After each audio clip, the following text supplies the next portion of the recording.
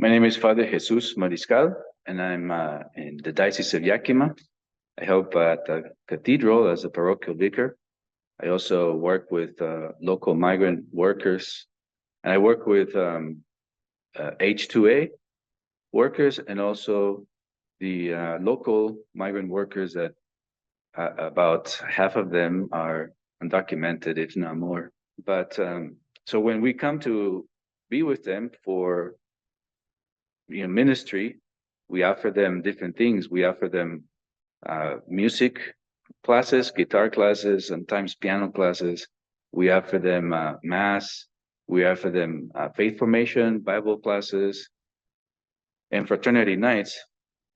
We offer them too. We have movie nights, and we play games with them, and we also offer them if they haven't had their any of their sacraments. We also offer classes, and at the end of the season for them, we celebrate confirmations, we celebrate baptisms, and we even had weddings too. And it's a very fulfilling ministry for me, for us. And when we show up to these migrant camps, they share things with us. That when they are with us, they feel safe with us.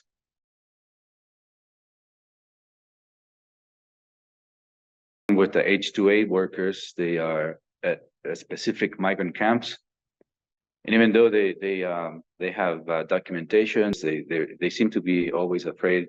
The brokers or the ones who go to hire them in Mexico, sometimes they do things that are not morally good.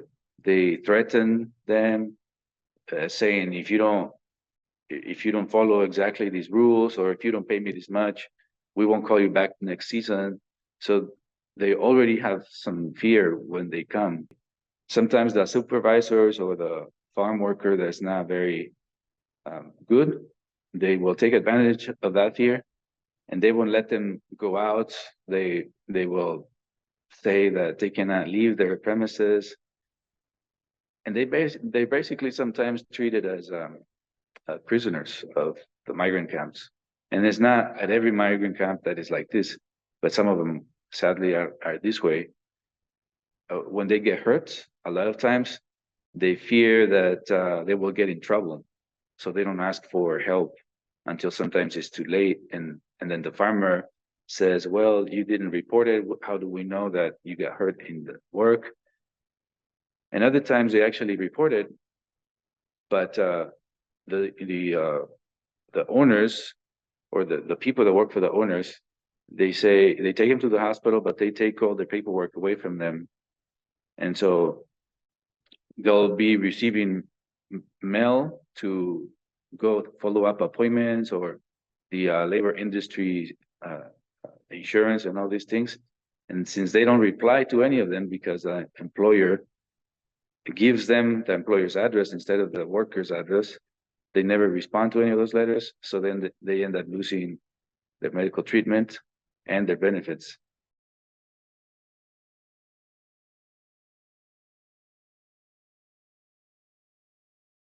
A lot of these H2A workers, they are professionals back in Mexico. Some of them are surgeons or teachers, attorneys, and they come to work in the field, and they have little or no experience of working in the field.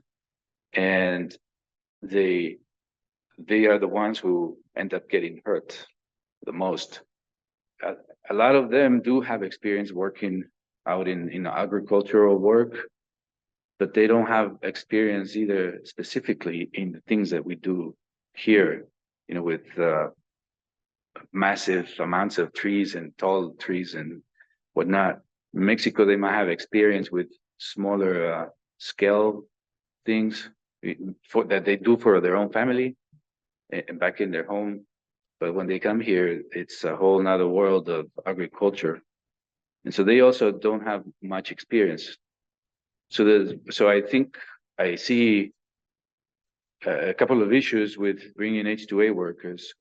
It is good for them and their families when they don't get hurt, when they end up, learning fast the work.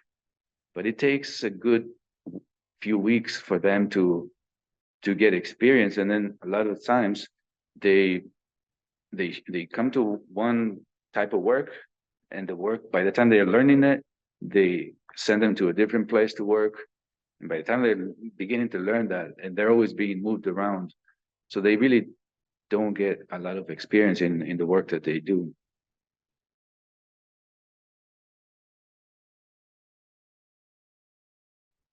And actually, the local migrant workers that may be undocumented, or a lot of them is like 50-50.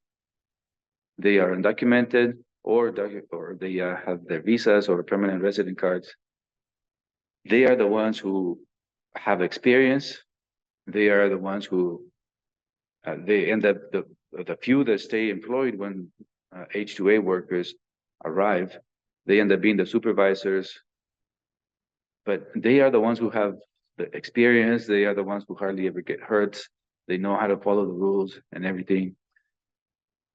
And so I think, well, I'm not going to fix anything here for immigration policy, but I think an amnesty would be really good for the local workers.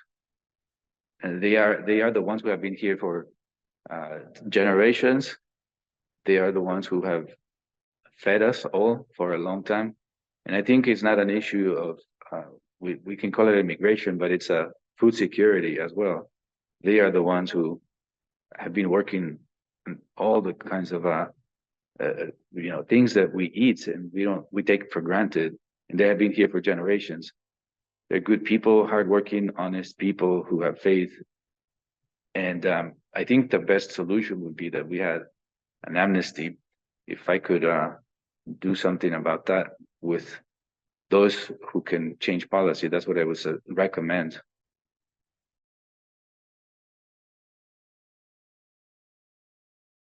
We have activities and masses where the migrant workers are in the actual orchard, where they have living houses there. Some of the farmers, they have really nice facilities for them. Some of them are not so nice, but in general, they're all good. They have homes or apartment-like homes where they all live, and they have common areas for cooking and for being there together. But there's too small to fit all of them together there. So when we go and offer masses and classes, we'll be out in the actual orchard, by some open area where they load the tractors or something on Sunday nights or Wednesday nights when nobody's there. That's where we set up a table with some speakers and we celebrate mass. And we only have a few chairs sometimes only for the priest, but a lot of times in these places, guys are just sitting on the grass, on the ground, under the trees, in the actual orchard is where we go and do migrant ministry.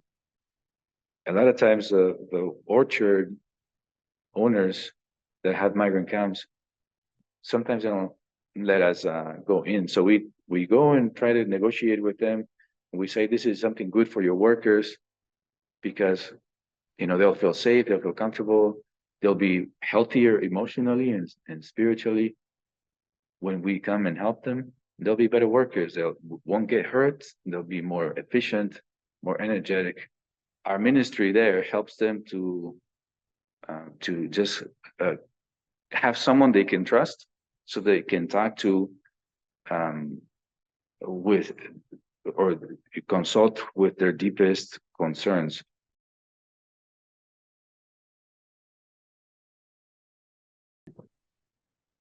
So what the ministry that we do with migrant workers and migrant camps, we try to provide different activities for them to continue to dream, to feel like they are normal people, because they are normal people. They are children of God.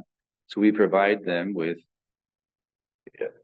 formation classes, catechism, or if they need to receive some sacraments, we also provide formation for them so that at the end of the season, they can receive the sacrament that they need.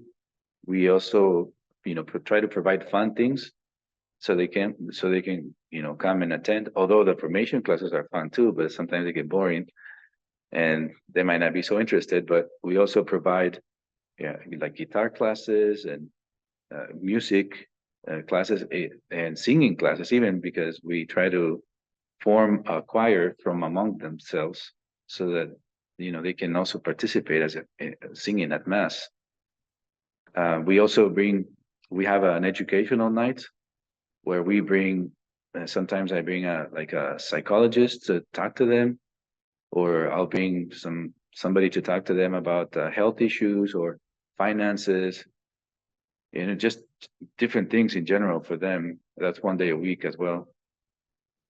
We also have masses 2 times a week. Once in the middle of the week on Wednesday, just a daily mass for those who ever want to come to a daily mass. And then on Sunday, we do Sunday mass. And it's really moving to see these men drop on their knees as I walk by or when they come to adoration. It's really beautiful images that just give me joy and strengthen my